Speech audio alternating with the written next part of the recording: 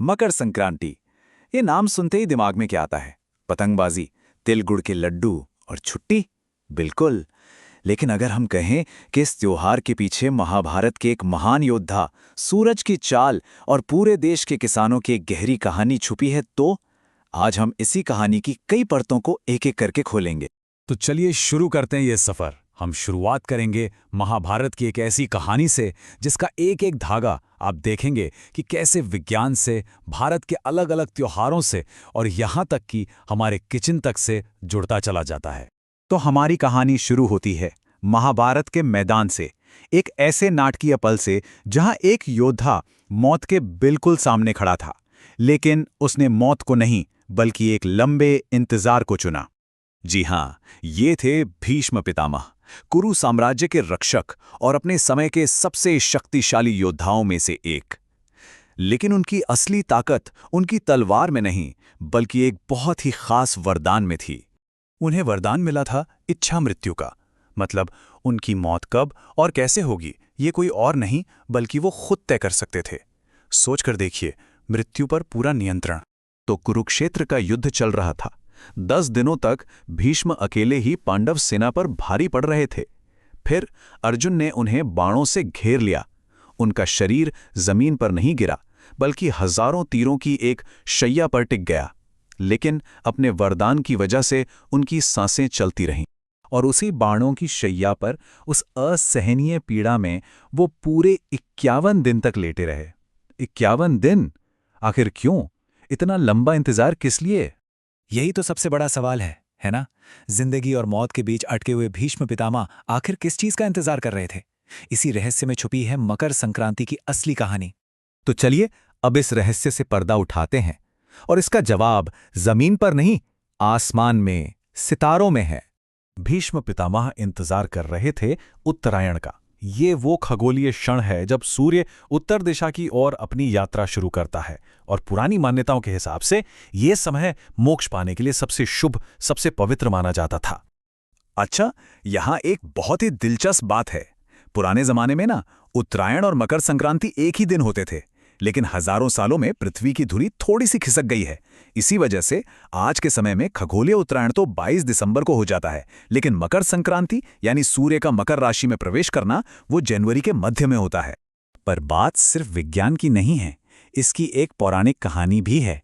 कहा जाता है कि सूर्यदेव और उनके बेटे शनिदेव के बीच रिश्ते कुछ ठीक नहीं थे, लेकिन मकर संक्रांति के दिन सूर्यदेव मकर राशि में प्रवेश करते हैं, जिसके स्वामी हैं शनिदेव। तो ये एक तरह से एक पिता का अपने बेटे के घर जाना है, एक सुलह का प्रतीक। तो देखिए कैसे एक कहानी विज्ञान और पौराणिक कथाओं से जुड़ गई। पर यह त्योहार बस इतना ही नहीं है, ये पूरे भारत में फसल कटने का यानी हार्वेस्ट का एक बहुत बड़ा जश्न है, जो अलग अलग नामों से, अलग अलग तरीकों से मनाया जाता है। एक नज़र इस पर डालिए। त्योहार एक, लेकिन रंग कितने सारे। गुजरात में पूरा आसमान पतंगों से भर जाता है, तो पंजाब में लोहड़ी की आग के चारों ओर भांगड़ा होता है। तमिलनाडु में पोंगल की मिठास घुल जाती है, और असम में बिहू का जश्न मनाया जाता है। नाम भले ही अलग अलग हों, पर भावना एक ही है, फसल के लिए और प्रकृति के लिए शुक्रिया अदा करना। चलिए अब थोड़ा और गहराई में चलते हैं।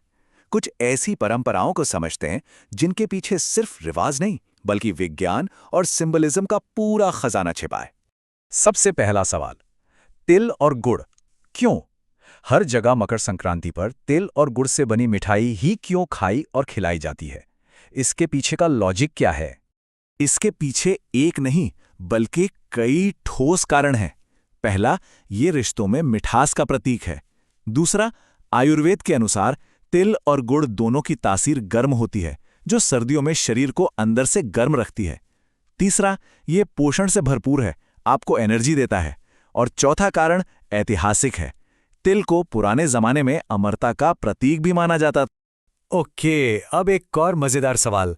हमारे यहाँ आमतौर पर शुभ कामों में काले रंग को टाला जाता है, तो फिर मकर संक्रांति पर, खासकर महाराष्ट्र जैसे राज्यों में, काले कपड़े पहनना शुभ क्यों माना जाता है? ये तो उल्टा लगता है ना? इसका जवाब भी बड़ा दिलचस्प है। एक तो है सीधा सा व्यावहारिक कारण, काला रंग गर्मी सोखता है तो ठंड में शरीर गर्म रहता है।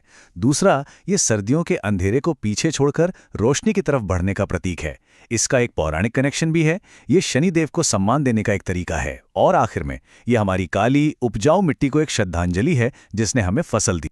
तो अब अंत में इन सब अलग अलग धागों को जोड़ते हैं और देखते हैं कि ये सारी कहानियां मिलकर आज हमारे लिए क्या मायने रखती हैं। इस त्योहार की जो मूल भावना है ना, वो है साझा करने की, यानी शेयरिंग की। फसल का जश्न कोई एक इंसान अकेले नहीं मना सकता, पूरा समाज साथ आता है।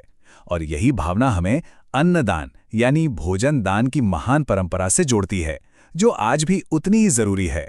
तो देखिए, एक योद्धा के इंतजार से शुरू हुई कहानी हमें आसमान में सूरज की चाल तक ले गई, वहां से एक पिता पुत्र की कहानी तक, फिर पूरे देश के फसल उत्सवों से गुजरते हुए हमारे किचन के तिल गुड़ तक पहुंच गई। क्या कमाल का सफर है ना? भीष्म पितामह की आखिरी सांस से लेकर कैलेंडर की वैज्ञानिक बहस तक मकर संक्रांति हमें एक चीज याद दिलाती है, हमारी परंपराएं सिर्फ रीति रिवाज नहीं हैं, ये जीती जागती कहानियां हैं। तो अब सवाल ये है, हमारी अपनी परंपराएं वो हमें कौन सी कहानियां सुनाती हैं? कभी सोचा है?